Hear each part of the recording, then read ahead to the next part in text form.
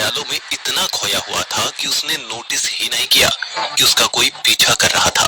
लेकिन जैसे ही अभय को अपने करीब एक परफ्यूम की खुशबू आई, उसके सेंसेस अलग खुशबू को पहचानता था। ये उस इंसान की थी जो उसे चैन से जीने नहीं दे रही थी। इससे पहले कि अभय कुछ कर पाता, एक काले कपड़े पहने हुए लड़की ने अभय को अपनी बाहों में कसकर जकड़ लिया। तुम पागल वागल हो गया? तुम्हें समझ नहीं आता कि मैं उस तरह का आदमी नहीं हूं जो किसी भी लड़की के साथ इन्वॉल्व हो जाए। और उस लड़की ने अपनी जकड़ और मजबूत बना ली और अपने होंठ अभय के कानों की तरफ ले जाकर उससे प्यार से कहा, मैं तुम्हारा वो कल हूं जो तुम्हारे आने वाले कल पर भारी पड़ेगा। चाहे जितना भी भाग लो अभय, मुझसे दूर नहीं जा पाओगे। ये कहते ही उस लड़की ने अपनी जकड़ खोली और एक ही पल में वहां से गायब हो गई। गुस्से से दिल मिलाता हुआ अभय कुछ समझ नहीं पा रहा था कि उसके साथ ये क्या हो रहा है।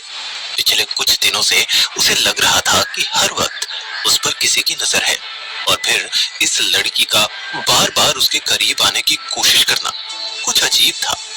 अभय इन सब बातों में उलझा हुआ अपने घर में घुसा ही था कि उसका हाथ किसी चीज से टकरा गया। अरे कौन है जो इतनी सुबह सुबह शोर मचा रहा है? ये क्या अभय, मेरी इतनी महंगी चीनी मिट्टी की प्लेट तोड़ दी? अबे फटीचर, पता भी है कितनी महंगी प्लेट थी ये? अपनी सास के मुंह से अपने लिए ऐसे शब्द सुनना अभय के लिए कोई नई बात नहीं थी। अपने ही घर में उसकी सुबह हर रोज ऐसे ही हुआ करती। अभय, जिसका कद 6 फुट लंबा और बदन ऐसा गठीला कि मानो वो बचपन से ही जिम जाता हो। शारीरिक ताकत ही उसकी इकलौती काबिलियत थी। उसके अलावा वो कोई और काम ढंग से नहीं कर सकता था। एक तो सुबह सुबह इस मनहूस की शक्ल देखो, ऊपर से इतना बड़ा नुकसान। ऐसा दामाद तो भगवान मेरे दुश्मन को भी ना दे। सॉरी माँ जी, गलती से मेरा हाथ लग गया था प्लेट पर, और खैर मैं आपके लिए नई प्लेट ले आऊंगा, मुझे माफ कर दीजिए। नई प्लेट लाएगा? पैसे कहाँ से आएंगे? आसमान से? तुझे तो कोई भीख भी नहीं देगा। एकदम ठीक कहा मम्मी, जीजा जी से कोई काम ढंग से होता नहीं। उस पर इनकी तो शक्ल भी ऐसी है, कोई देखकर फुटी कौड़ी भी ना दे। प्रेरणा भी अपनी माँ की आवाज सुनकर कमरे से बाहर आ चुकी थी। वो भला अपने नाकारा और निकम्मे जीजा की बेइज्जती में भाग क्यों ना लेती।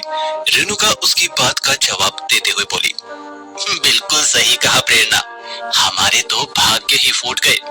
दामाद मिला वो भी ऐसा। इससे अच्छा तो मेरी बेटी कुंवारी ही मर जाती। अभय गरीब होने के साथ साथ अनाथ भी था। कोई ढंग की नौकरी ना होने की वजह से वो जो मिले वो काम कर लेता, चाहे वो डिलीवरी का हो, सुपरवाइजिंग का हो, वेटर का या सामान बेचने का। फिलहाल वो कंस्ट्रक्शन साइट पर सुपरविजन का काम करके 4 पैसे कमा रहा था। लेकिन उसके ससुराल वाले उसे एक पल भी चैन से जीने नहीं दे रहे थे। शायद उससे ज्यादा इज्जत एक गली के कुत्ते को मिल जाती थी। देखो देखो, इसकी शक्ल भी कैसे 12 बजी हुई है। मेरी बात कान खोलकर सुन लो अभय, हर रोज मुझे अपनी और अपनी बेटियों के लिए बिना मांगे पैसे मिल जाने चाहिए। हमारे खाने पीने की जिम्मेदारी तुम नहीं उठाओगे तो कौन उठाएगा? अभय की जिंदगी यही थी, सुबह उठो, सास से बेइज्जती करवाओ, दिन भर मेहनत करके थोड़े पैसे कमाओ और घर लौटकर वो सारे पैसे अपनी सास के हाथों में रख दो। उसका हुलिया देख के कोई भी बता सकता था कि अभय की माली हालत कैसी थी। कंस्ट्रक्शन के काम से सने कपड़े जो जगह जगह से फटे होते, शक्ल पर मेहनत की धूल जमी हुई, पैरों में टूटी हुई चप्पल। ऐसी हालत में भी उसकी लगन सराहनीय थी। जो ऐसे परिवार की देखभाल करने के लिए अभय हर रोज अपनी जी जान लगा देता। अभय ड्राइंग रूम में खड़ा चुपचाप ये सारी बातें सुन रहा था। उसकी सास और साली के शब्द दिन पर दिन और कड़वे होते जा रहे थे। उन दोनों के मुंह से ये सारी बातें सुन अभय का मुंह उतर गया। लेकिन फिर उसने अपनी मैली फटी जेबों से खंगालते हुए ना जाने कितने नोट निकाले, कोई 100 का, कोई 200 का। कुल मिलाकर उसके पिछले दिन की कमाई 800 रुपए थी। सारे पैसे टेबल पर रखते हुए अभय ने अपनी सास की ओर देखा। इतने से में पेट पालोगे हमारा? कर्म किए थे जो उसे ऐसा फटीचर और नामर्द पति मिला जो अपने घर वालों को तो रोटी ना खिला सके। इतना कहते हुए रेणुका ने टेबल से वो सारे पैसे उठा लिए और उसमें से एक 50 रुपए का नोट अभय के मुंह पे दे मारा। ये लो 50 रुपए, तुम्हारा आज का खर्चा। पर माँ जी, 50 रुपए तो मुझे काम पर पहुंचने में ही लग जाएंगे। तभी रेणुका गुस्से में उसकी बात काटते हुए बोली, ओहो, काम? उसे काम नहीं मजदूरी कहते हैं दामाद जी। ईंट उठाना, सीमेंट के बोरे लादना, किसी के घर में काम करना, ये कोई काम नहीं होता। अब तुम चाहे पूरे दिन भूखे रहो या पैदल सफर करो या कुछ भी करो, मुझे उससे कोई मतलब नहीं। 50 रुपए से ज्यादा एक फूटी कौड़ी नहीं मिलेगी तुम्हें, समझे? माँ, लेकिन जीजा जी के पास तो अब जहर खाने के भी पैसे नहीं बचे। जहर खाने को तो राजी हो, इसे अपने हाथ से और अपने पैसों से जहर पिलाऊंगी। अपनी सास और साली प्रेरणा से ऐसी बातें सुन आज अभय की आंखें भर आई। उसने मुंह नीचे कर चुपचाप एक गिलास पानी पिया और एक बार फिर अपने घर से बिना नाश्ता करे वो काम के लिए निकल गया। काश मैं भी किसी अमीर खानदान में पैदा हुआ होता, मेरे पास भी एक बड़ा घर, बड़ी गाड़ी सब होता, तब शायद मैं एक अच्छा दामाद और पति बन सकता। पैदल चलते चलते अभय अपनी जिंदगी के इकलौते खुशी की दिन की यादों में खो गया।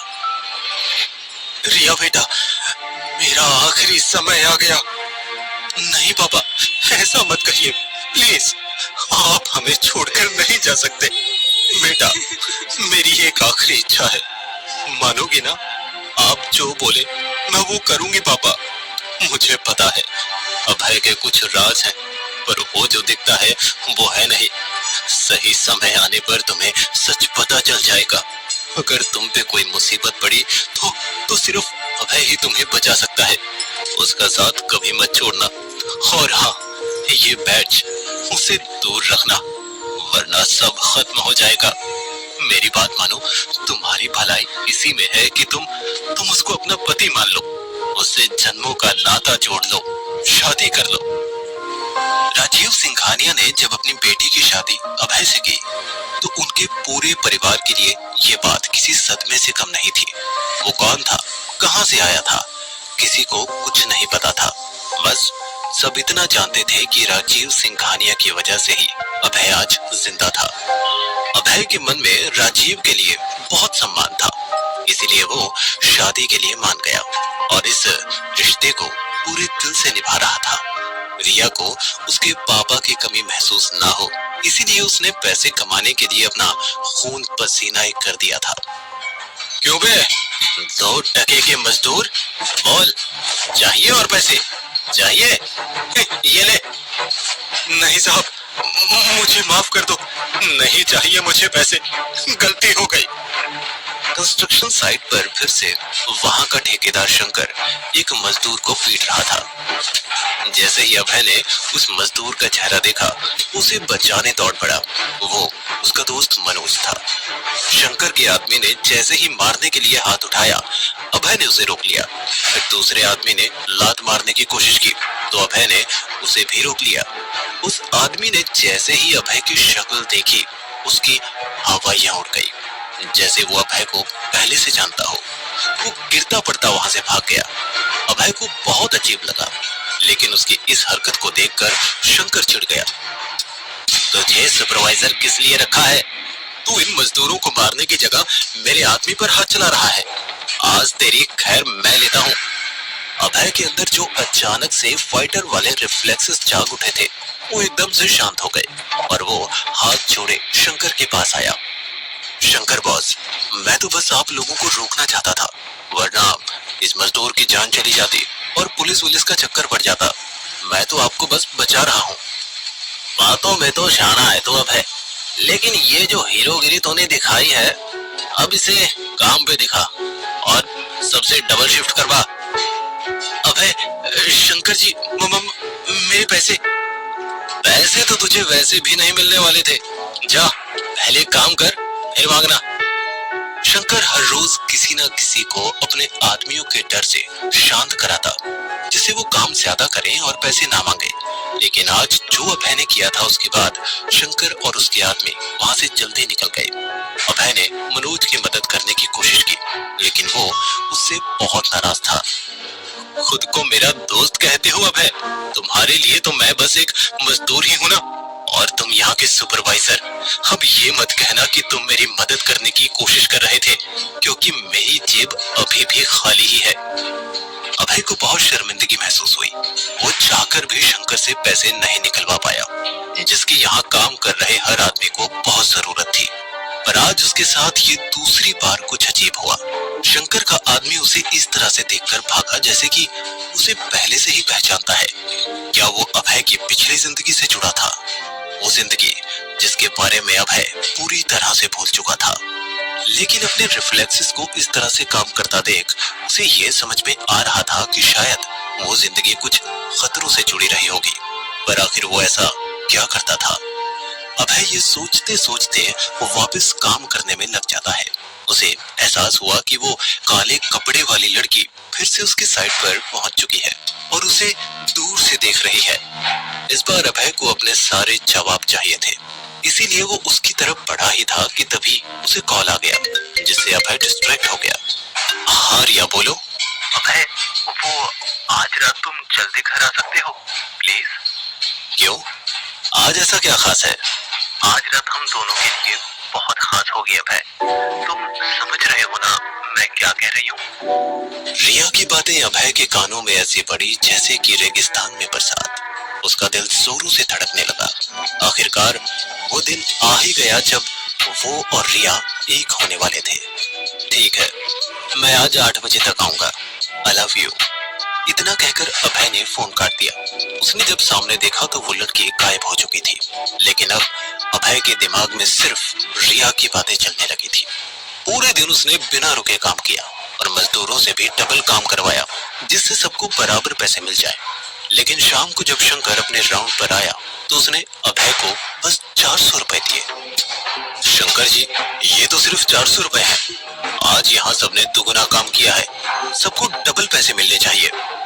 सुबह जो तूने एक्शन हीरो वाला काम किया, उसकी भरपाई कौन करेगा अभय?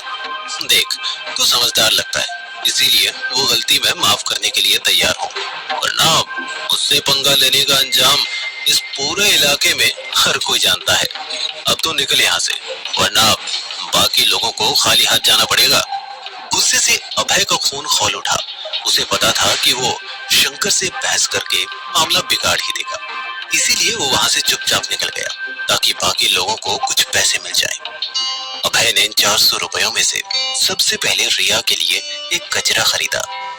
मेरी औकात बस इतनी ही है रिया, लेकिन देखना, मैं अपनी मेहनत से तुम्हें सारे सुख दूंगा। अभय अपनी पुरानी जिंदगी भूल चुका था, इसीलिए उसके लिए आज सब कुछ सिंघानिया परिवार ही था। उसने पाई पाई जोड़कर रिया के लिए घर खरीदा, लेकिन आज जब वो वापस आया तो सामने का नजारा देखकर उसके होश उड़ गए। मैं जानता था रिया, ये शादी भले ही तुमने अपने पापा के कहने पे की थी, और आज तुमने भी इसे दिल से अपना ही लिया। पूरा घर एकदम दुल्हन की तरह सजा हुआ था। वो छोटा सा घर आज किसी राजमहल से कम नहीं लग रहा था। सारी जगह फूलों की लड़ियां लगी हुई थी, कहीं लाइट्स, कहीं दिए। अब अभय से रुका नहीं जा रहा था। वो तेज कदमों से घर के दरवाजे की तरफ पहुंचा। ये मेरी चाबी काम क्यों नहीं कर रही? दरवाजे पर होती आवाज से रेणुका बाहर आई। कहाँ घुसे चले आ रहे हो अभय? निकलो यहाँ से। पर माँ जी, अपनी इस गंदी जुबान से मुझे माँ जी मत कहो।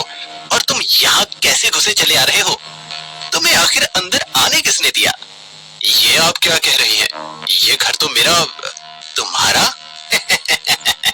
तुम जैसे अनपढ़ लोगों की यही दिक्कत है। अगर तुम भूल गए हो तो तुम्हें याद दिला दूं, इस घर की चाबी तुम्हारे पास इसीलिए है क्योंकि ये खरीदा तुमने है, लेकिन ये घर है मेरे नाम पर और मैं जब चाहे इसकी चाबी बदल सकती हूँ। क्या मतलब? मतलब तुम खुद ही देख लो। वो देखो। जब अभय ने अंदर झांक कर देखा तो ऐसा लगा जैसे हजारों खंजरों ने उसके दिल के 1000 टुकड़े कर दिए हों। जिसे आज वो अपनी लकी नाइट समझ रहा था, वो तो उसके लिए नाइटमेयर ही हो गया।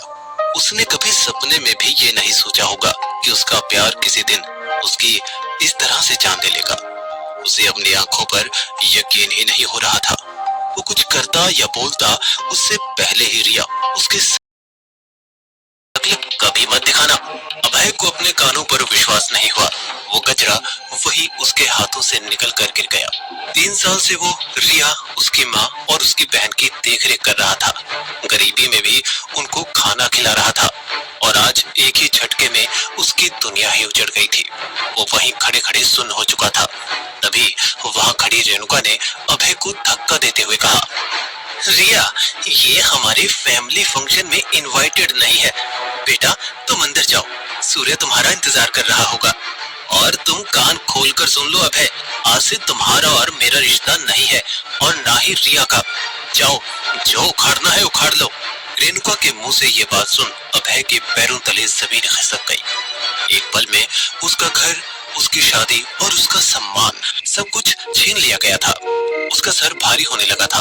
उसने जब अपना सर पकड़ा तो उसे याद आया कि 3 साल पहले जो उसे घाव मिला था। वो कहना तो बहुत कुछ चाहता था, लेकिन हमेशा की तरह वो चुपचाप ही रहा और वहां से उल्टे पांव वापस जाने लगा।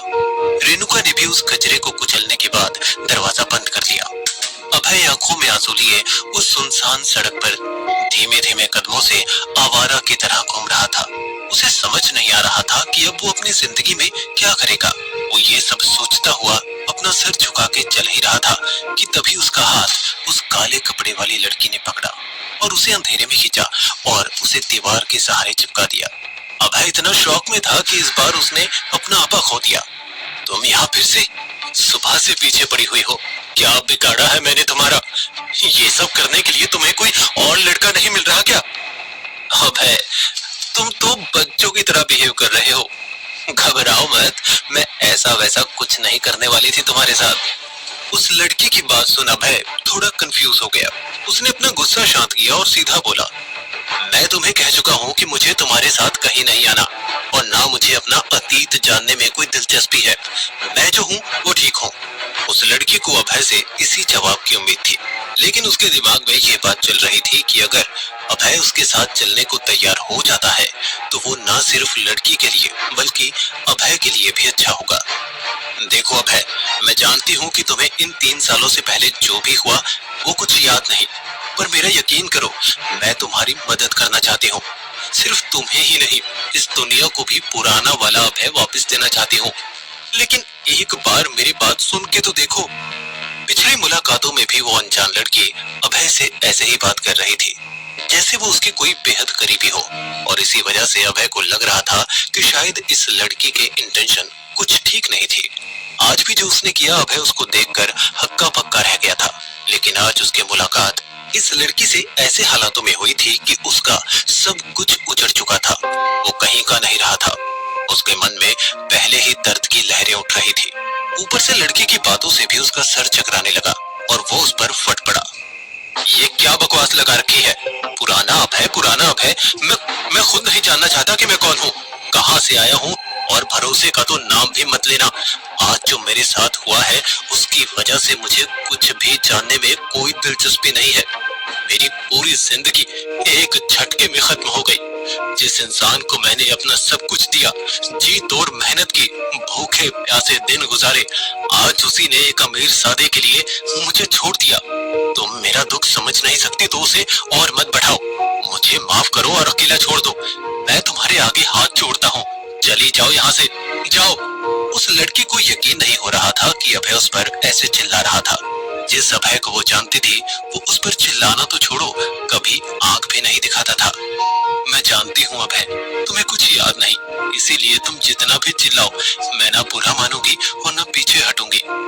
उस लड़की ने मन ही मन सोचा और फिर अभय को एक लाचारी भरी मुस्कुराहट दी और कहा, मैं जानती हूँ आज जो भी तुम्हारे साथ हुआ उससे तुम टूट चुके हो अभय, लेकिन मेरी बात याद रखना, आगे चलकर तुम इसी दिन का बहुत बड़ा शुक्रिया अदा करोगे, क्योंकि मैं तुम्हारी किस्मत बदल सकती हूँ। अभी के लिए मैं चलती हूँ, फिर मुलाकात होगी। इतना कहकर वो लड़की वहां से निकल गई। अभय उसे अंधेरे में गायब होते देख रहा था। वो कौन थी, उसका नाम क्या था, इस बात की उसे कोई परवाह नहीं थी, क्योंकि उसका दिमाग तो सिर्फ एक ही बात पर अटका हुआ था। ये लड़की मेरी किस्मत कैसे बदल सकती है, और मेरी ही क्यों? आखिर हूँ कौन मैं? क्या हुआ था मेरे साथ इतने साल पहले? अगर ये सच बोल रही है तो ये क्यों मेरी मदद करना चाहती है? इन सब सवालों में खोया अभय उसी दिशा में देखते जा रहा था जिस दिशा में वो लड़की गई थी। एक दिन में वो बेघर हो गया। उसकी पत्नी उसे पैसों के लिए छोड़ देगी, ये सब तो उसने पूरे से पूरे सपने में भी नहीं सोचा था। वो इन्हीं ख्यालों में खोया हुआ चले जा रहा था। थोड़ी देर में वो मनोज के दरवाजे पर खड़ा था। अरे अभय, तुम यहाँ इतनी रात गए? सब ठीक है ना? अभय को इतनी रात अपने घर आया देख मनोज को हल्का सा झटका लगा, लेकिन अभय का उतरा हुआ चेहरा देख मनोज समझ गया था कि कुछ तो गड़बड़ है, और उसने बिना देरी करते हुए अभय को अंदर बुला लिया। एक छोटा सा घर जहाँ की दीवार जगह जगह से सिली हुई थी, कहीं पेंट था और कहीं सादी ईंटें लगी थी। एक इंसान के रहने के लिए वो घर काफी था। क्या पियोगे, चाय या फिर कुछ ठंडा? आज ना चाय का मूड है और ना ही ठंडे का। मनोज समझ गया था कि अभय का इशारा किस तरफ था। वो झट से उठा और दरवाजे पर टंगे एक झोले की तरफ गया। जब वो वापस आया तो उसके हाथ में एक बोतल और कुछ गिलास थे। अभी एक एक जाम हुआ ही था कि अभय ने लगातार बिना रुके 4-5 पैक और लगा लिए। मनोज ये देख और घबरा गया। अब उससे रुका ना गया। अभय, सब ठीक है ना? मैंने आज तक तुम्हें इस तरह से पीते नहीं देखा। आज तक इतना बड़ा धोखा भी तो नहीं मिला। तुझे पता है मेरे साथ क्या किया रिया और उसकी माँ ने? अभय ने एक झटके में सारी बात मनोज को बता दी।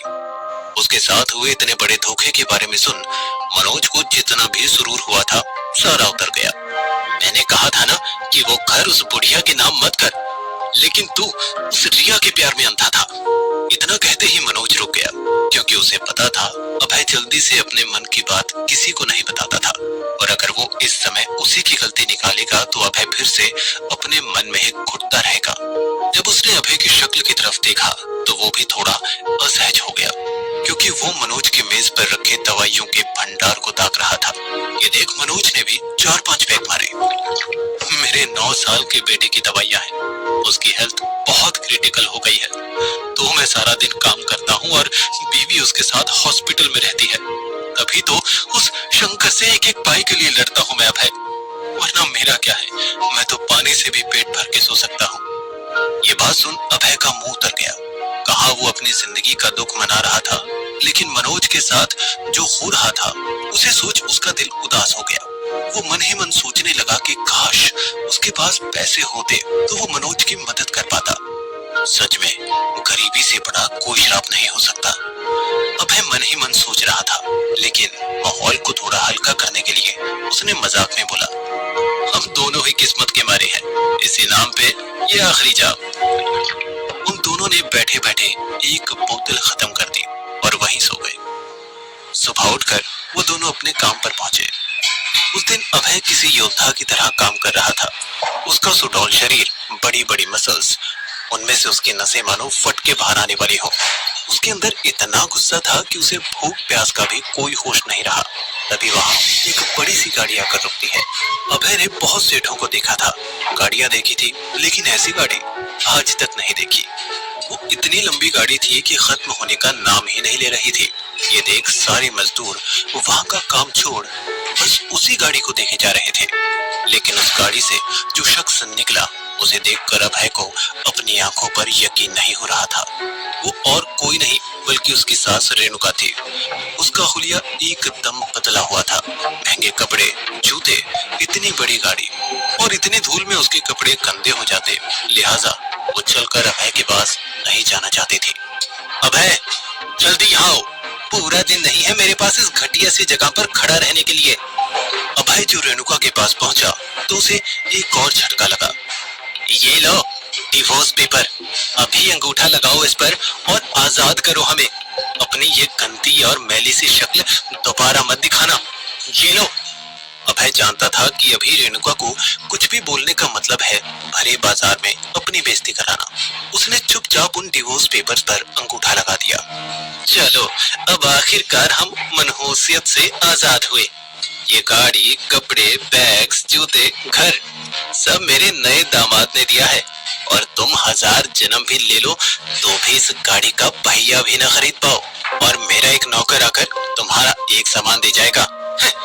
इतना कहकर रेणुका की गाड़ी वहां से अभय के मुंह पर धूल उड़ाते हुए निकल गई। वो मुड़कर वापस जाने लगा तो उसने देखा कि वही अनजान लड़की थोड़ी दूर खड़े उसे देख रही थी। अभय अब ऐसी जिंदगी से थक चुका था। मुझे इस लड़की से बात कर लेनी चाहिए, वैसे भी मेरे पास खोने के लिए है ही क्या, उसने मन ही मन सोचा।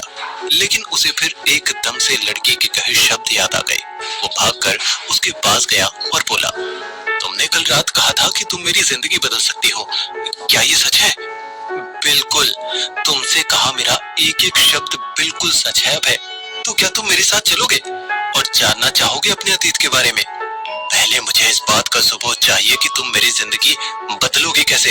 अभय के मुंह से हाँ सुन वो लड़की बच्चों की तरह मन ही मन खुश थी। अभय की ये बात सुन उसने बड़े ही प्यार से कहा, सबूत तो मैं तुम्हें दे दूंगी, लेकिन ये बातें यहाँ करना खतरे से खाली नहीं है। उस लड़की ने एक फोन लगाया और एक लंबी काली इंपोर्टेड कार वहां कर रुक गई। अपनी सासू माँ की गाड़ी से भी लंबी गाड़ी देख अभय को अपनी आंखों पर विश्वास नहीं हो रहा था। वो दोनों उसमें बैठे और साइड से कुछ ही दूर एक कॉफी शॉप के बाहर उतरे।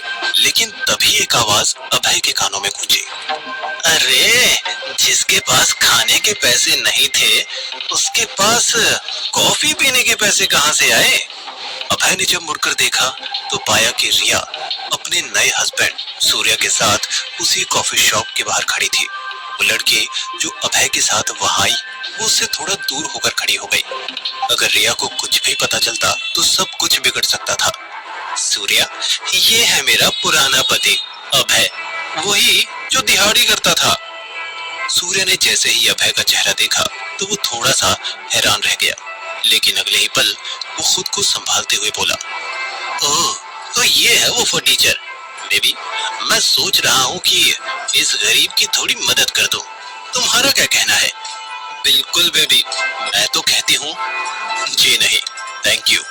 अभय ने रिया की बात को काटते हुए कहा, ओहो, खुददारी। चल एक काम कर, मेरे जूते गंदे हो गए हैं, इन्हें साफ कर दो और मैं तुम्हें 2-3 हजार रुपए दे दूंगा। इसी बहाने एक हफ्ते का खाना खा लेगा ये बेचारा। सूर्य ने 2000 के नोट निकालकर अभय के मुंह पर दे मारे और रिया को लेकर वो अंदर चला गया। उसके जाते ही वो लड़की अभय के पास आई और जब उसकी आंखें अभय से मिली तो उसका दिल पसीज गया। वो अपनी आंखों में मोटे मोटे आंसू लिए खड़ा था। तंग आ गया हूँ मैं इस जिल्लत भरी जिंदगी से। कोई भी कभी भी कहीं भी मेरी बेइज्जती करके चला जाता है।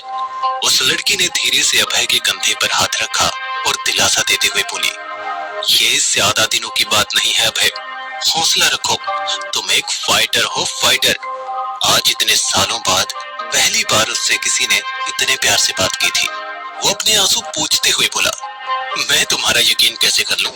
और कुछ दिनों में ऐसा क्या ही बदल जाएगा मेरी जिंदगी में। उस लड़की ने इधर उधर नजरें घुमाते हुए जो बोला उसे सुनकर अभय के होश उड़ गए। अगर तुम्हें पैसों की जरूरत है तो तुम्हें उसकी चिंता करने की कोई जरूरत नहीं है अभय। क्यों? कौन देने वाला है मुझे पैसे? तुम? या मेरी बीवी का नया पति? या मेरे ऊपर नोट आसमान से बरसेंगे? ये बात सुन के वो लड़की हंसी लेकिन तपाक से बोल पड़ी, कोई नहीं, किसी को तुम्हें पैसे देने की जरूरत नहीं है अभय, क्योंकि तुम्हारे पास खुद बहुत सारे पैसे हैं। अब अभय को उस लड़की की गोल गोल बातों पर गुस्सा आने लगा था। तुम भी मेरी गरीबी का मजाक उड़ा रहे हो। मेरे पास अगर पैसे होते तो मैं यहाँ तुमसे अपनी जिंदगी बदलने की बात क्यों करता भला? बंद करो ये मजाक। ये मजाक बिल्कुल भी नहीं है अभय। मैं ना तुम्हारी खिल्ली उड़ा रही हूँ और ना ही कोई धोखा दे रही हूँ। उस हादसे से पहले तुम एक अच्छी खासी नौकरी करते थे, उसी से तुमने वो पैसे कमाए हैं। और मेरा यकीन करो, उसके बाद फिर कभी पैसों की टेंशन होगी ही नहीं। ये बात सुन अभय की जैसे आंखें चमक उठी, लेकिन वो फिर भी ये सुनिश्चित करना चाहता था कि ये सब एक धोखा नहीं है। अगर तुम्हारी बातों में सच्चाई है तो मुझे मेरे अकाउंट में 1 लाख रुपए चाहिए, अभी के अभी। अभय का बचपना देख वो लड़की जोर से हंस पड़ी। अभी तो मेरे पास एक बहुत जरूरी काम है, लेकिन हाँ, एक जरिया बता सकती हूँ जिसे तुम अपनी संपत्ति और पूंजी देखकर तसल्ली कर सकते हो। लेकिन उसके लिए तुम्हें एक काम करना होगा। काम? कैसा काम? इतना कहकर उस लड़की ने अभय को अपनी तरफ खींचा और उसके कानों में कुछ कहा। और वो बात सुनते ही अभय के चेहरे की उत्सुकता ज्वालामुखी में बदल गई। उसकी आंखें फटी की फटी रह गई। वो बेहद गुस्से में बोला, हरगिज नहीं, तुमने सोच भी कैसे लिया मैं ऐसा कुछ कर भी सकता हूँ? थूकता हूँ मैं ऐसे पैसे पर। हरगिज नहीं, तुम्हारी हिम्मत भी कैसे हुई मुझे ये काम करवाने की? आखिर ऐसा क्या काम करने को कहा था उस लड़की ने? क्या करेगा अभय अब? क्या सच में मिलेंगे उसे पैसे? जानने के लिए सुनिए बंदा ये बैडएस है, सिर्फ पॉकेट एफएम पर।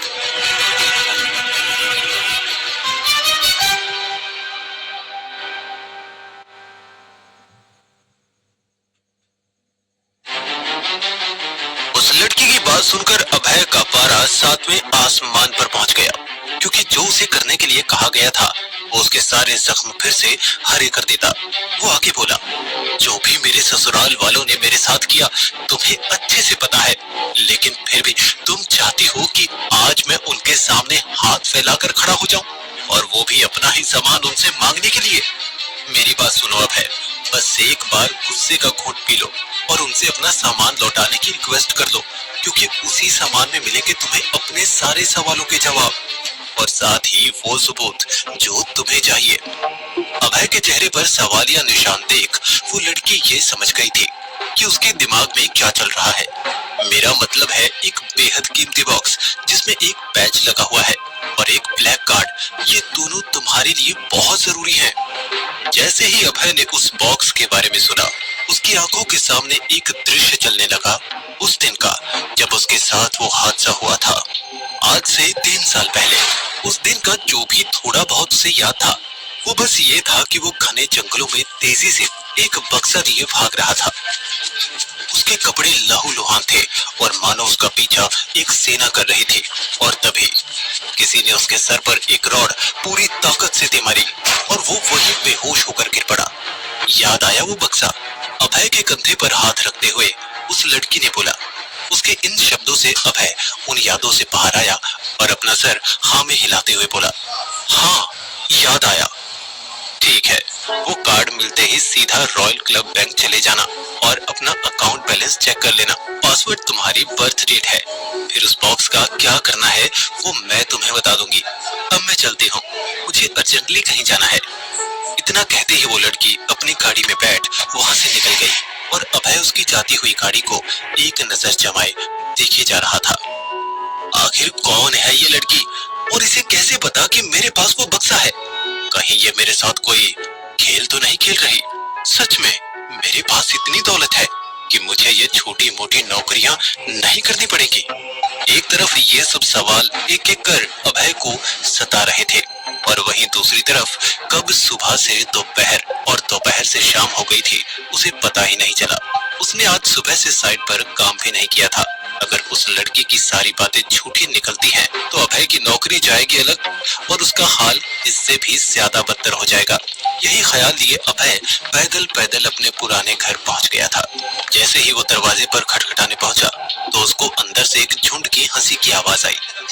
उसने कान लगाकर सुनना चाहा तो उसे पता लगा कि अंदर एक पार्टी चल रही थी जिसमें रेणुका ने अपने दोस्तों और करीबी रिश्तेदारों को बुलाया हुआ था और सब उसी के बारे में बात कर रहे थे। फाइनली हमारी रिया का पीछा छूटा उस 2 कौड़ी के कंस्ट्रक्शन सुपरवाइजर से। चीयर्स! रिया के चाचा कमल ने जाम हाथ में उठाते हुए कहा। उसी वक्त रेणुका भी बोल पड़ी, बस अब रिया और सूर्य का एक बच्चा हो जाए तो हम सबका भविष्य संवर जाएगा। वैसे भाभी जी, क्या कभी उस फटीचर और रिया के बीच? रेणुका समझ गई थी कि उनका इशारा किस तरफ था।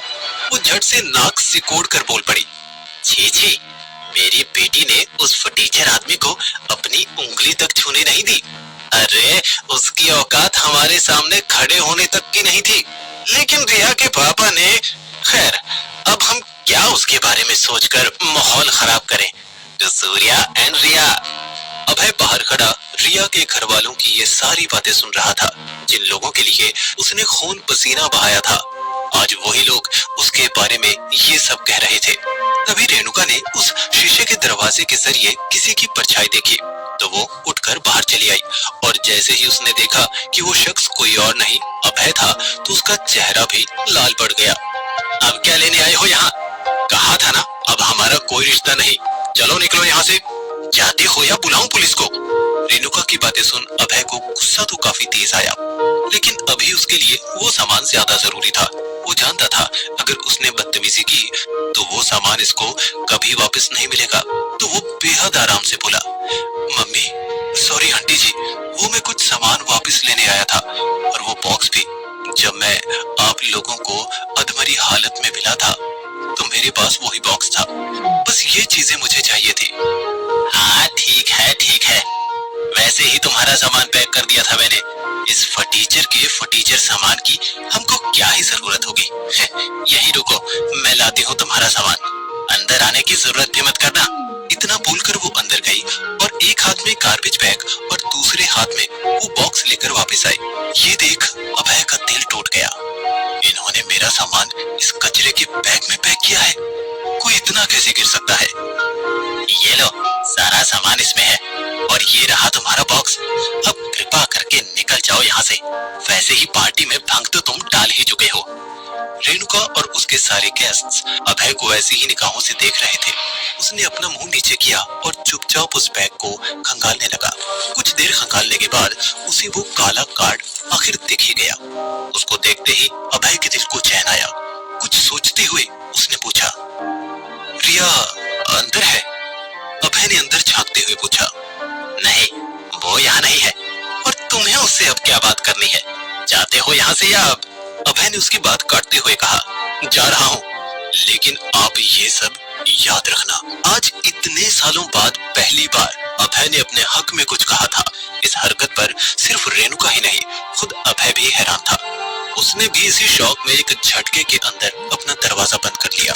सारा सामान पाते ही वो भागते भागते रॉयल क्लब बैंक जा पहुंचा। बैंक बंद होने का समय लगभग हो ही रहा था। वो हाफते हाफते बैंक के बाहर जा पहुंचा था, लेकिन गेट पर ही उसे वहां के गार्ड ने रोक लिया। अरे अरे, कहाँ घुसे चले जा रहे हो? मैं यहाँ काम से आया हूँ। यहाँ काम से? और वो भी तुम? बेटा जरा नजर घुमा के देखो, यहाँ काम से तुम्हारे जैसे फटे हाल गंदगी से सने लोग नहीं, बल्कि महंगे कपड़े पहनने वाले और आलीशान गाड़ियों से उतरने वाले आते हैं। देश के सिर्फ बड़े से बड़े लोग ही यहाँ खाता खोल पाते हैं। चल निकल यहाँ से, भिखारी कहीं का। अभय ने फिर से समझाने की कोशिश की। मेरा यकीन कीजिए, मेरे पास ये कार्ड भी है। इससे पहले कि वो उस गार्ड को अपना कार्ड दिखाता, उस गार्ड ने अपनी पूरी ताकत लगाकर अभय को धक्का दे दिया। धक्का इतनी जोर का था कि वो लड़खड़ा कर जमीन पर गिर पड़ा। उसका कार्ड भी हाथ से छटक कर थोड़ी दूर जा गिरा। उसने खुद को संभाला, खड़ा हुआ और झुककर वो अपना कार्ड उठाने लगा ही था कि एक औरत उसके कार्ड के पास आकर खड़ी हो गई। उसने कार्ड को एक नजर गौर से देखा और फिर फटी आंखों से देखते हुए उसे उठाया। सर, आप प्लैटिनम मेंबर हैं? जी मैं समझा नहीं। इससे पहले कि वो लड़की अभय को आगे कुछ बता दे, वो सीधा उस कार्ड की ओर बढ़ी और उससे कहा, राम सिंह, कभी भी किसी इंसान को उसके कपड़ों से पहचानने की गलती मत करना। तुमने सुना भी कि सर क्या कह रहे थे? मैम मुझे पता नहीं था। शिफ्ट खत्म होने पर मेरे पास आना और अपना हिसाब ले जाना। You are fired. तुमने एक प्लैटिनम कस्टमर को अंदर जाने से रोका। शुक्र मनाओ कि बस अभी नौकरी से निकाल रही हूँ, पूरी इंडस्ट्री में ब्लैकलिस्ट नहीं करवाया। ये शब्द राम सिंह पर कहर की तरह टूट पड़े। वहाँ अभय को भी समझ में नहीं आ रहा था कि आखिर वहाँ हो क्या रहा है। उसको जलील करने पर ही उस आदमी की नौकरी चली गई, महज एक कार्ड की वजह से। सिर्फ अभय ही नहीं, राम सिंह भी अपना सर खुजा रहा था। आज तक इस बैंक के इतिहास में मुश्किल से भी 10 प्लैटिनम कार्ड से ज्यादा नहीं बने होंगे, और उनमें से एक इस फटीचर के पास आया भी तो कैसे? अभय सर, मैं कशिश, यहाँ के मैनेजर, हमारे गार्ड की तरफ से मैं माफी मांगती हूँ। आइए प्लीज अंदर चलते हैं। उस बैंक में घुसते ही अभय को ऐसा लगा जैसे वो किसी दूसरी दुनिया में आ गया। आलीशान गैलरी, महंगी महंगी पेंटिंग्स, सूट बूट पहने लोग, यह सब देख अभय की आंखें चमक गई थी। सर प्लीज बताइए, मैं आपकी कैसे मदद कर सकती हूँ? अभय ने हिचकिचाते हुए बोला, वो मुझे अपना बैंक बैलेंस चेक करना था। अभय की घबराहट को वो बैंक मैनेजर समझ गई थी। उसने एक प्यारी सी मुस्कुराहट के साथ जवाब दिया, नो प्रॉब्लम सर, आप प्लीज वेट कीजिए, मैं अभी बैलेंस चेकिंग मशीन लेकर आती हूँ। उस मैनेजर का शालीन स्वभाव देखकर अब अभय भी थोड़ा थोड़ा कंफर्टेबल हो रहा था। वो वहां लगे सोफा पर बैठने ही वाला था कि सर आप यहाँ नहीं बैठ सकते, सॉरी। ओह माफ कीजिएगा, मेरे कपड़े थोड़े गंदे, उस मैनेजर ने बीच में ही टोकते हुए कहा। नहीं मतलब अगर आप यहाँ बैठेंगे तो मेरी नौकरी चली जाएगी। आप हमारे प्लैटिनम मेंबर हैं। पूरे देश भर से 10 में से एक ये लॉन्च नॉर्मल कस्टमर्स के लिए है। आप उस तरफ वीवीआईपी लॉन्च में बैठिए। उसने अभय को वीवीआईपी लॉन्च का रास्ता दिखाया। अंदर अभय उस लॉन्च का लुत्फ उठा ही रहा था कि कशिश वापस आ गई। उसके हाथ में एक मशीन थी। उसने अभय से कार्ड लिया और उस मशीन में डालकर उसकी स्क्रीन अभय की तरफ घुमा दी। अभय ने कांपती उंगलियों से अपना पासवर्ड उसमें डाल दिया। थोड़ी देर ब्लैंक रहने के बाद जब उस स्क्रीन पर उसका अकाउंट बैलेंस आया तो उसका माथा चकराने लगा। 1000 करोड़, ये सच नहीं हो सकता।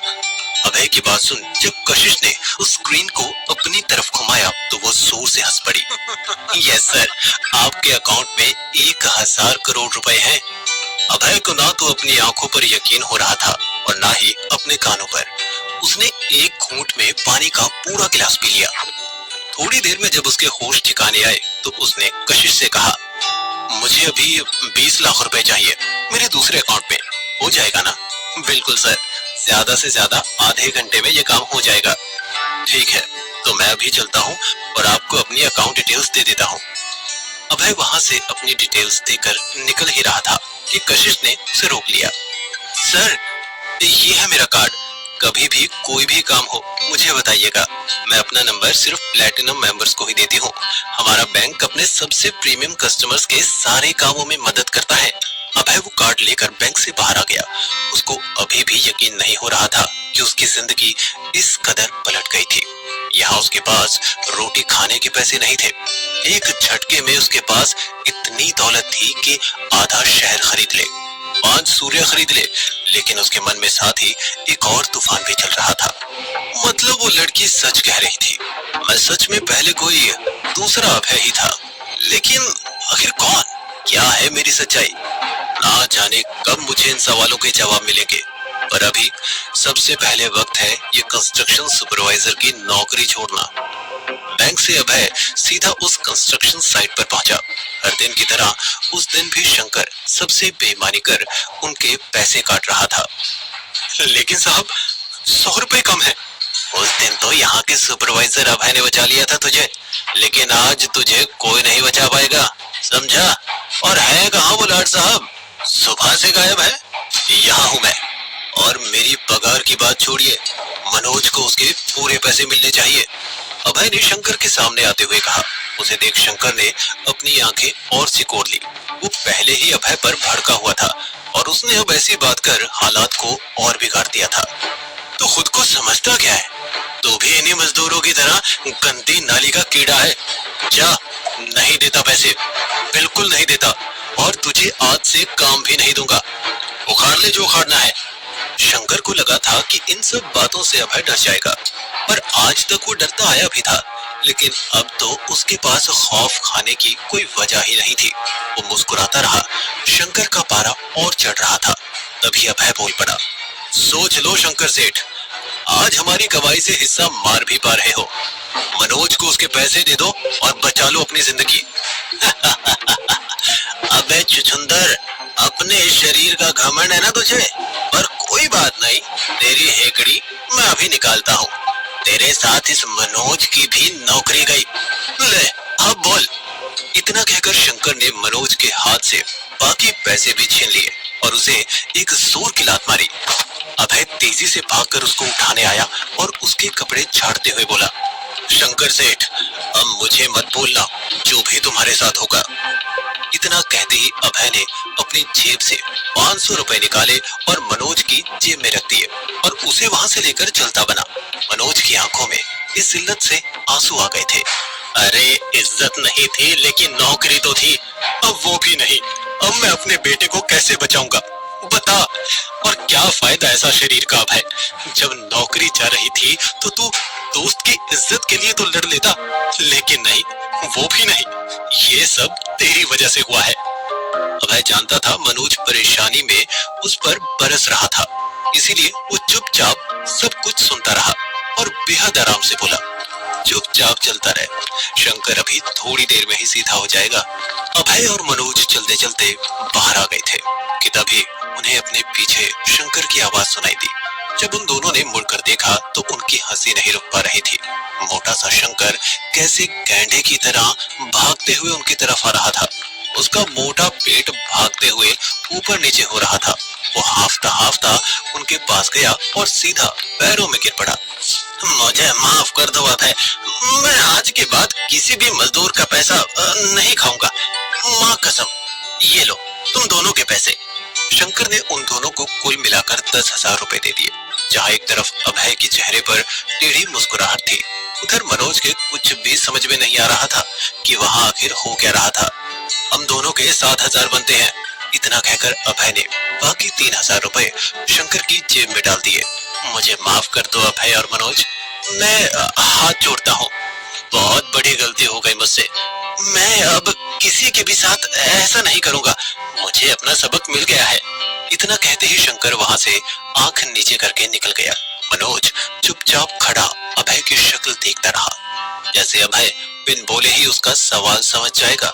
कोई जवाब ना आता देख मनोज ने पूछ ही लिया, आखिर ऐसा क्या किया तूने कि शंकर जैसा आदमी हमसे माफी मांग रहा था, और तो और पूरा बकाया भी वापस कर दिया, और अचानक तूने नौकरी छोड़ दी। बोल अभय, क्या हुआ है? अभय से अब और ये राज मन में दबाया नहीं जा रहा था। मनोज के सवाल से परेशान होकर वो अपना सच बताने ही वाला था कि मनोज का फोन बज उठा। हेलो, क्या? किसने? पर अच्छा ठीक है, मैं आता हूँ। मनोज को इतना टेंशन में देख अभय से रहा नहीं गया। क्या हुआ भाई, सब ठीक है? ठीक नहीं, बहुत ज्यादा ठीक। किसी अनजान आदमी ने मेरे बेटे की कीमोथेरेपी के पैसे भर दिए। मुझे तो यकीन ही नहीं हो रहा। अभय ने मनोज के कंधे पर हाथ रख दिया। जहां एक तरफ मनोज की जिंदगी पटरी पर आ रही थी, वहीं एक और पहेली अभय का इंतजार कर रही थी। उसके फोन पर एक अननोन नंबर से मैसेज आता है, आज मैंने तुम्हारी मदद की तो कल रात तुम्हें मेरे साथ बितानी होगी। आखिर कौन था ये शख्स? क्या करेगा अब अभय आगे? कैसे सिखाया था उसने शंकर को सबक? किसने भरी थी मनोज के बेटे के इलाज की रकम? जानने के लिए सुनते रहिए बंदा ये बैडएस है, सिर्फ पॉकेट एफएम पर।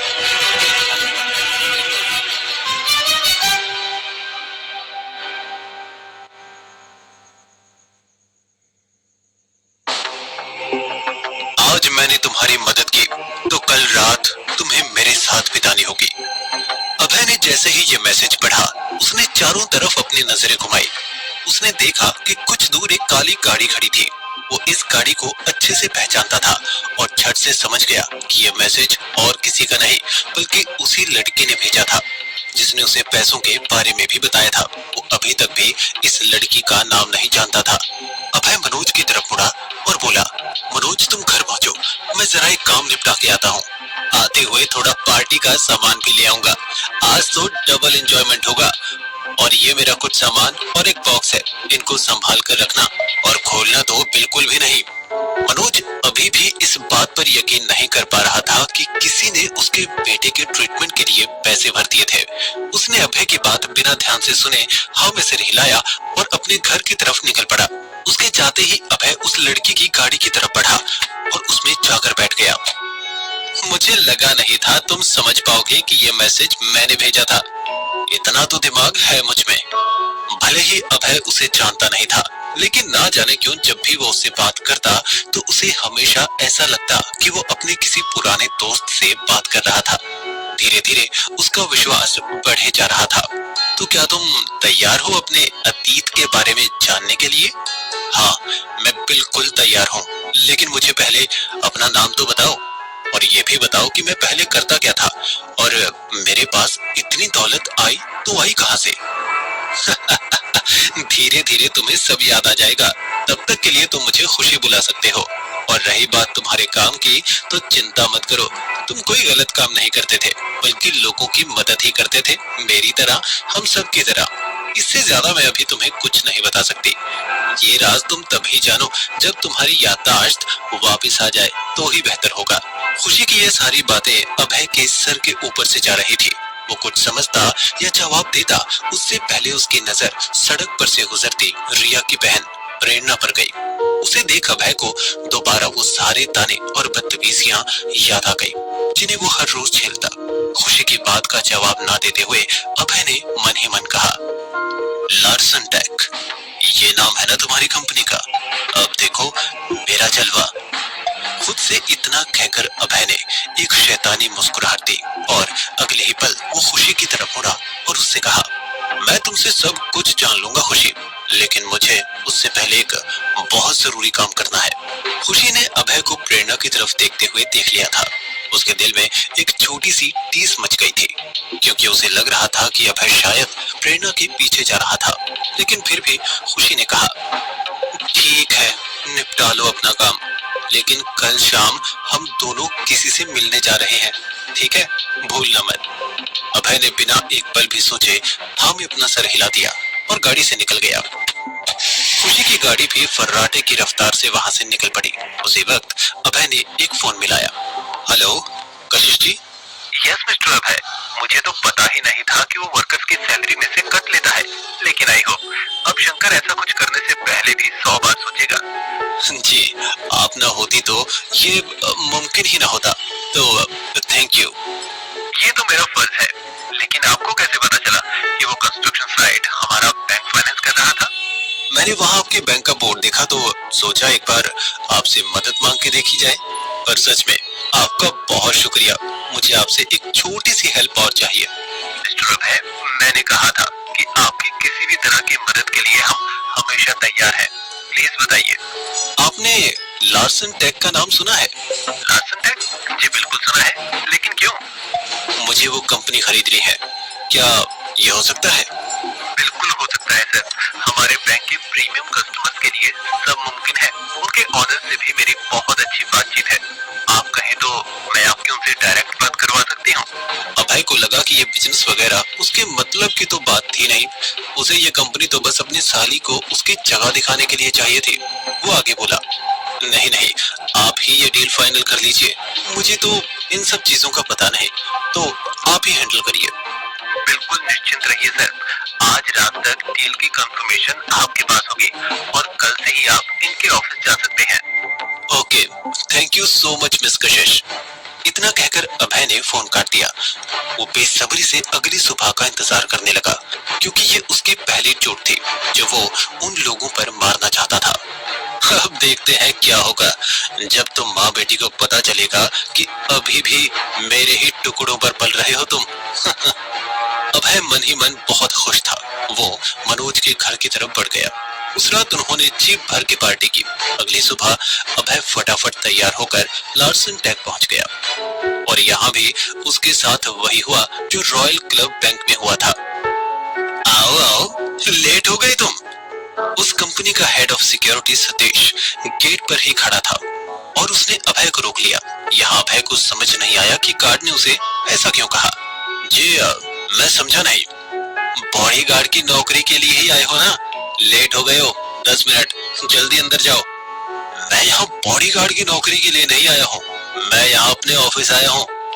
ये बात सुन पहले तो उसने अभय को सर से पैर तक देखा और कुछ सेकंड के बाद वो हेड ऑफ सिक्योरिटी जोर जोर से हंसने लगा। ऑफिस तुम्हारा? किसको बेवकूफ बना रहे हो बे? तेरी बॉडी देखकर मुझे लगा कि तू बॉडीगार्ड है और तू कहता है कि यहाँ नौकरी करता है तू। तभी पीछे से एक जानी पहचानी आवाज अभय के कानों में पड़ती है। ये और कोई नहीं बल्कि प्रेरणा की ही आवाज थी। ओफो, ये फटीचर यहाँ भी आ गया। भगाओ इसको यहाँ से सतीश जी।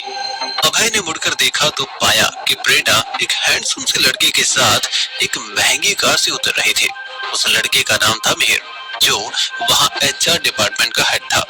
उसने भी एक नजर अभय पर घुमाई और बड़े ही तैश में बोला, ऐसे लोगों की जगह झोपड़ पट्टियों में या सड़क किनारे होती है, हमारे ऑफिस के ठीक सामने नहीं। भगाओ इसे। ये बात सुन अभय का पारा चढ़ गया। बड़े बदतमीज हो तुम तो, तुम्हें तो नौकरी से निकाल देना चाहिए इस ऑफिस को। मिहिर इससे पहले कुछ बोलता, प्रेरणा ने बीच में दखल दे दी।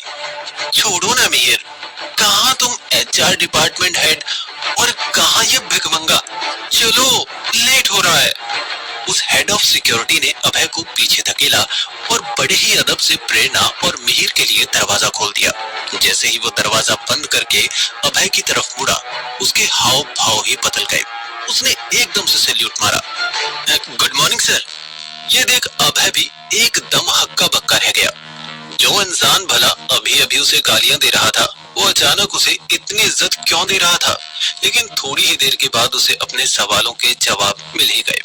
दरअसल वो सिक्योरिटी का हेड अभय को नहीं, उसके पीछे खड़े वाइस प्रेसिडेंट मिस्टर ओब्रॉय को सलाम कर रहा था। गुड मॉर्निंग सर, आपने बताया नहीं आज आप आने वाले हैं। मैं आपके वेलकम में कुछ स्पेशल करवा देता। अपने कंपनी के वाइस प्रेसिडेंट ओब्रॉय को ऐसे भिखारी को इज्जत देते हुए देख वो गार्ड बेहद ज्यादा चौंक गया था।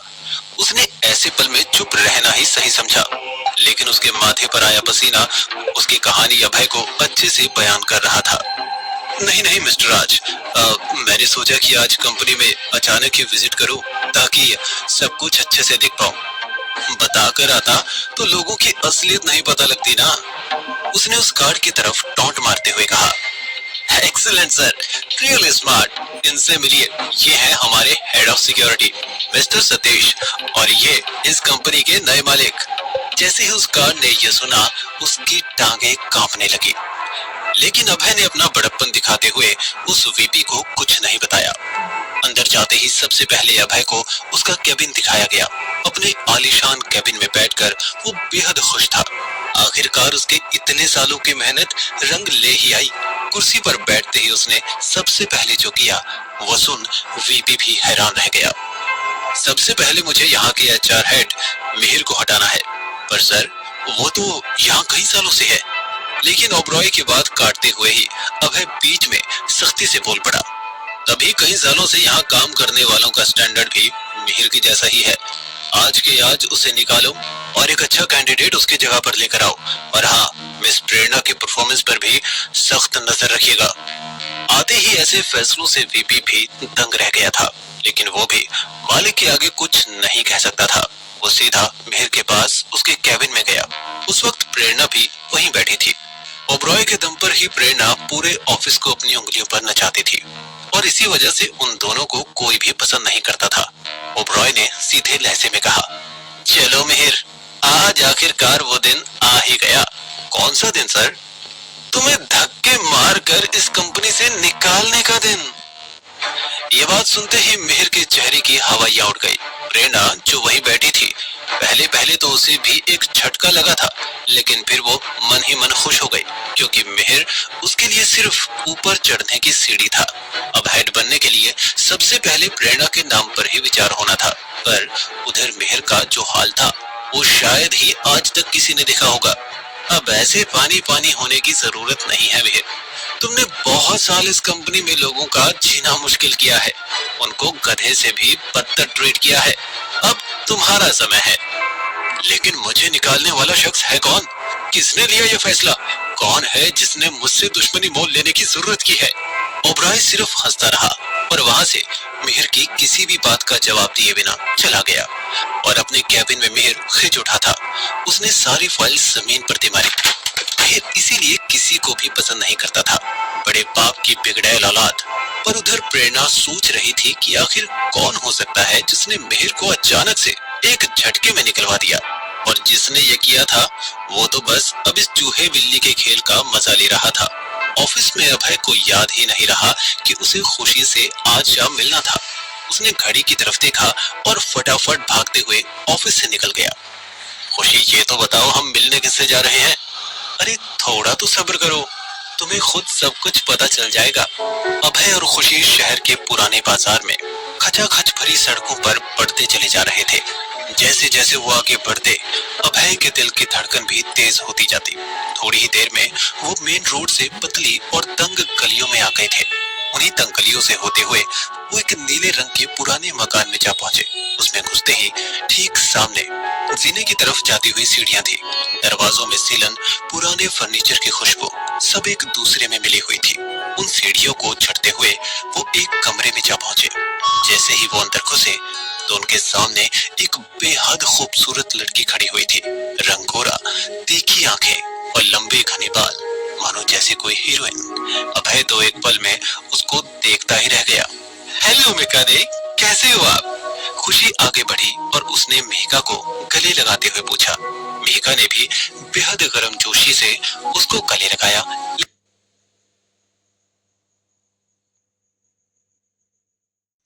मेघा ने भी बेहद गर्मजोशी से उसको गले लगाया, लेकिन जब उसने अभय को ढंग से देखा, उसका दिल मानो थम सा गया हो। लेकिन अगले ही पल उसने अभय को वैसे इग्नोर कर दिया जैसे वो वहां खड़ा ही ना हो। खुशी ये देखकर समझ गई थी कि मेहका अभी भी अभय ने जो किया उसके गुस्से में थी, लेकिन अभय को तो कुछ याद तक नहीं था। इसीलिए उसने उनका एक बार फिर से इंट्रोडक्शन करवाया। मेहका दी, ये है अभय, याद है ना आपको? The best of the best. मेहका ने खुशी का दिल रखने के लिए एक नकली मुस्कुराहट दे दी। वहीं अभय को समझ में नहीं आ रहा था कि क्यों आखिर ये अनजान लड़की उसके साथ ऐसा व्यवहार कर रही थी। और अभय, ये है मेहका, दुनिया के लिए डॉक्टर मेहका, और मेरे लिए मेहदी। यही तुम्हारा इलाज करेंगी। अभय अभी तक ये समझ चुका था कि खुशी बड़ी ही चुलबुली लड़की है और वो भी उसके साथ घुलने मिलने लगा था। उसने उसे घूरते हुए पूछा, इलाज? मैं क्या कोई मरीज हूँ? अरे आई एम सॉरी, यही आपकी याददाश्त वापस लाने में मदद करेंगी। लेकिन वो कैसे? आपकी गलती नहीं है। अगर आपको याद होता तो आप आंख बंद करके इन पर भरोसा कर लेते। दीदी शुरू करें? मेहका को बार बार ये बात सता रही थी कि अभय उसे भूल चुका है, लेकिन तब भी उसे अपना काम करना ही था।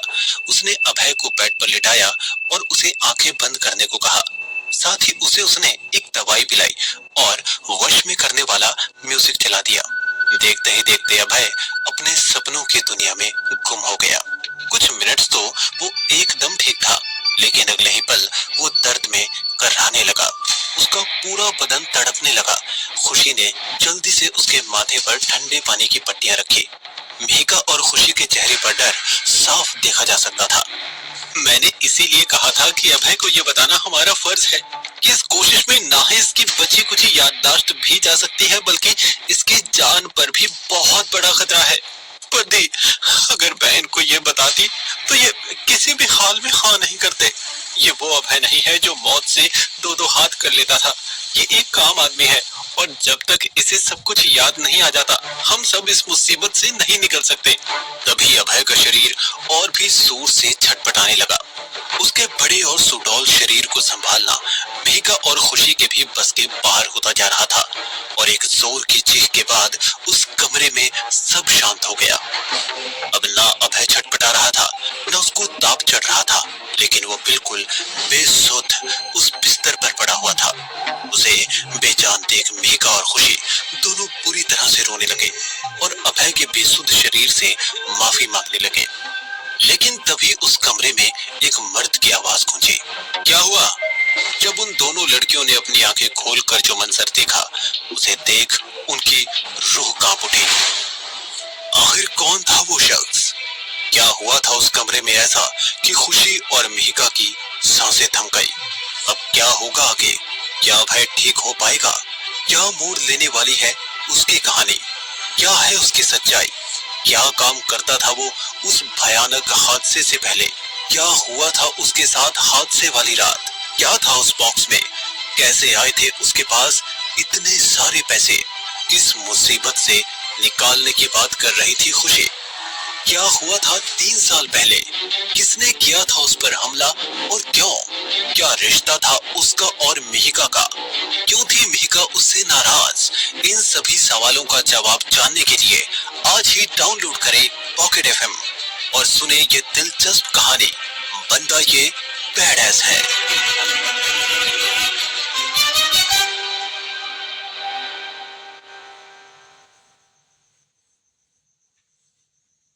और ये सब करने के लिए हमें पैसा मिलता है। शायद तुम्हें अभी तक ये याद नहीं आया कि तुम्हारे अकाउंट में जो करोड़ों रुपए हैं वो तुमने ऐसे ही कमाए हैं। मुझे सब याद है मिहिका, लेकिन तुम्हारे इस लेक्चर के बाद भी मेरा जवाब ना ही है। ये कहकर अभय वहां से जाने लगा। तभी खुशी ने कुछ ऐसा कहा जिसे सुनकर उसके कदम वहीं रुक गए। अभय, मैं जानती हूँ तुम परेशान हो, पर तुम्हारी परेशानी और उसका सलूशन दोनों तुम्हें पार्टी में मिलेंगे। अभय चुप ही रहा तो खुशी ने आखिरी दाव खेला। ये सब छोड़ो, किसी मिशन के लिए ना कहना मतलब नाइट वॉचमैन की टर्म्स एंड कंडीशंस को तोड़ना है। तुम्हें ग्रुप से निकाला भी जा सकता है। अब भी नहीं जाना? I don't care. अभय ने इतना कहा और वहां से निकल गया। खुशी और मिहिका ये देखकर दंग रह गए। क्या वाकई अभय को ग्रुप छोड़ने से कोई फर्क नहीं पड़ता? क्या इन 3 सालों में वो इतना बदल गया कि उसने किसी मिशन के लिए ना कह दिया?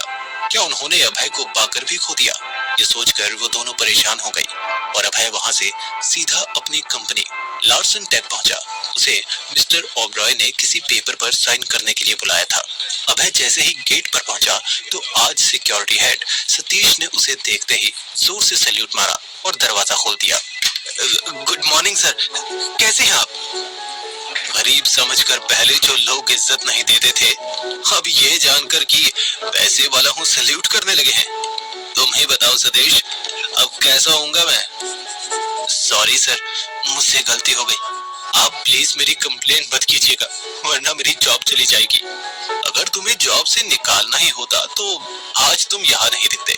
और ये बात हमेशा याद रखना कि गरीबों के पास केवल पैसा नहीं होता, बाकी इमोशंस और सेल्फ रिस्पेक्ट अमीरों जितना ही होता है।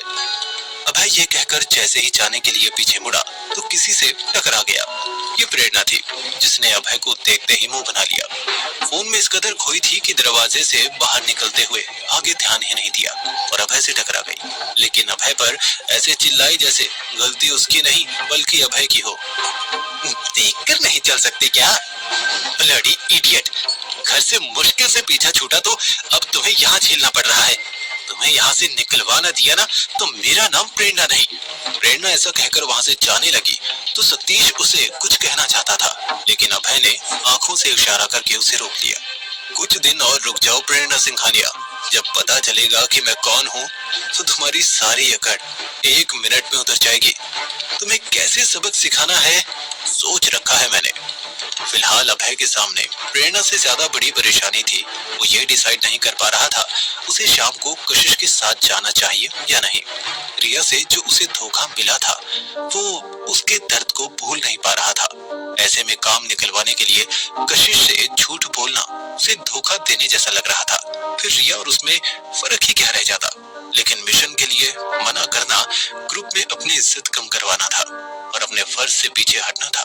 पर तभी अभय को याद आया कि खुशी पार्टी में उसकी परेशानी और सलूशन के आने की बात कर रही थी। इस बात से खुशी का क्या मतलब था? सभी सवालों ने अभय को परेशान कर दिया था। लेकिन तभी उसके दिमाग में कुछ आया। आज मैं जो कुछ भी हूँ नाइट वॉचमैन की वजह से ही हूँ। मैं अपने काम से पीछे नहीं हट सकता और रिया और मुझ में कोई सिमिलरिटी नहीं है। उसने सब पैसों के लिए किया और मैं किसी की मदद करने के लिए कर रहा हूँ। I will go.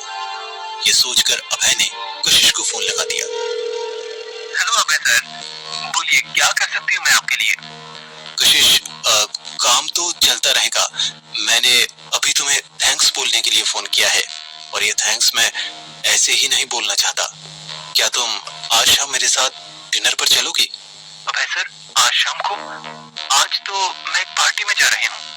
कशिश ये बोलकर रुक गई और अभय मन ही मन सोचने लगा, ओह नो, इसने तो मना कर दिया।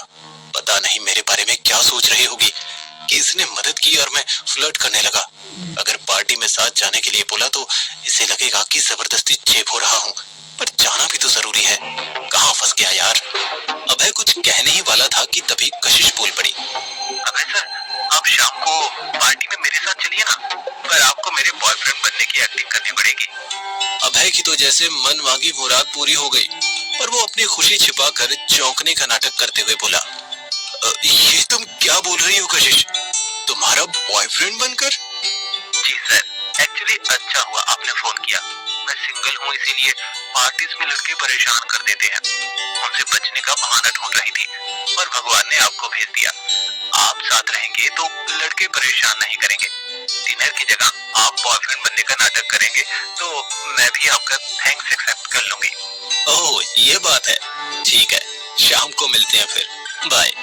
अभय ने फोन काटा और खुशी में बोला, अब तो देखना ये है कि मिशन क्या है।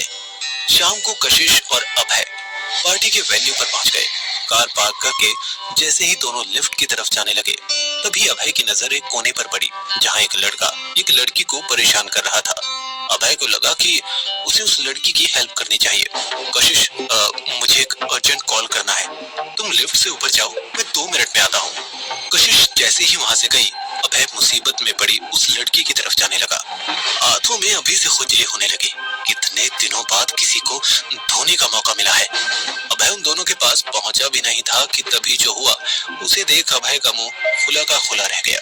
उस लड़की ने परेशान कर रहे लड़के को ऐसा जोर से थप्पड़ लगाया कि वो उसी वक्त नीचे गिर गया। वो लड़की जैसे ही उसे दोबारा मारने के लिए आगे बढ़ी, तो वो बदमाश उठा और डर कर भाग गया। ए, रुको ना, एक थप्पड़ में डर गया। आज के बाद मुझे फिर से परेशान किया तो वो हाल करूंगी कि 10 दिन तक होश में नहीं आएगा। वो लड़की जैसे ही पीछे घूमी तो अभय को वहां खड़ा देखकर एक पल के लिए सक पका गई। फिर चेहरे पर गुस्सा दिखाकर बोली, ऐसे क्या घूर घूर कर देख रहे हो? अभी जो भागा उसके साथ हो गया? तुम्हें भी डोज चाहिए?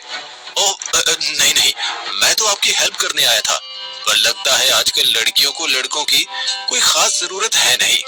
उस लड़की ने अभय को ऊपर से नीचे तक देखा। अभय ने बहुत ही सिंपल कपड़े पहने थे। हालांकि अब उसके पास बहुत पैसा था, लेकिन उसे लोगों के सामने वो पुराना वाला अभय बनकर ही रहना था, ताकि किसी को उसकी सच्चाई ना पता चले। वो सबके सामने अपने अमीर होने का सच सही मौका आने पर लाना चाहता था। उस लड़की ने अपनी आंखें गोल घुमाई और बिना कुछ कहे वहां से चली गई।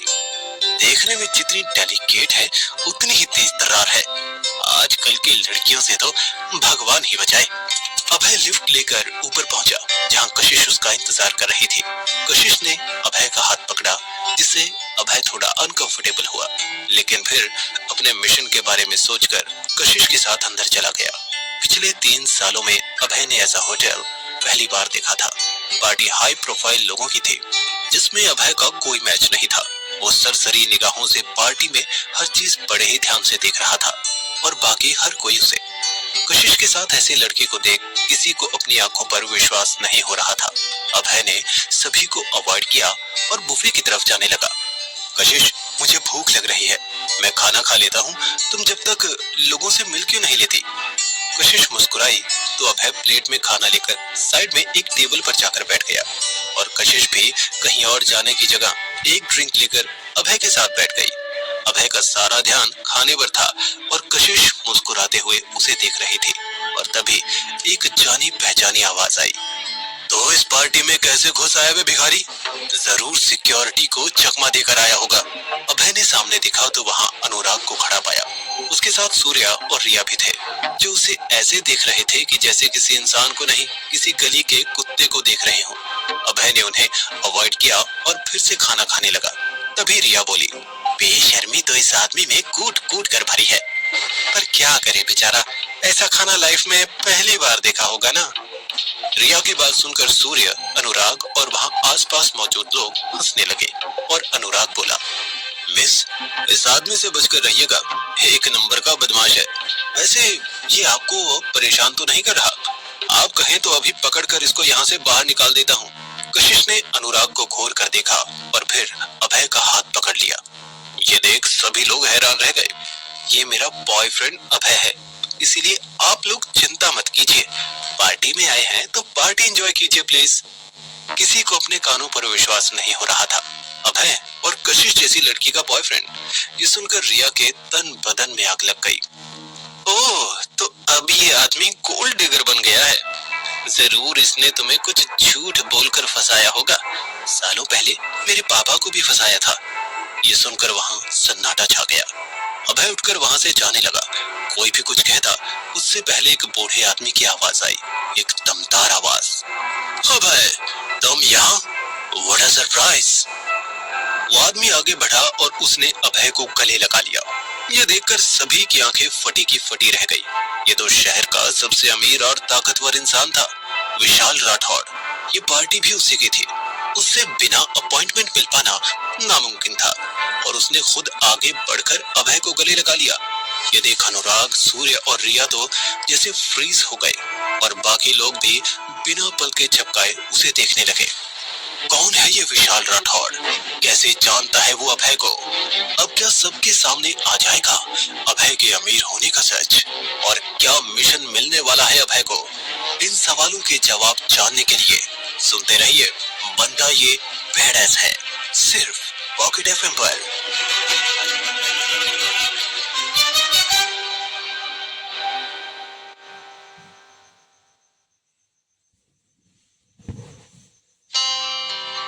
सभी हैरान होकर विशाल राठौड़ को अभय को गले लगाए देख रहे थे। विशाल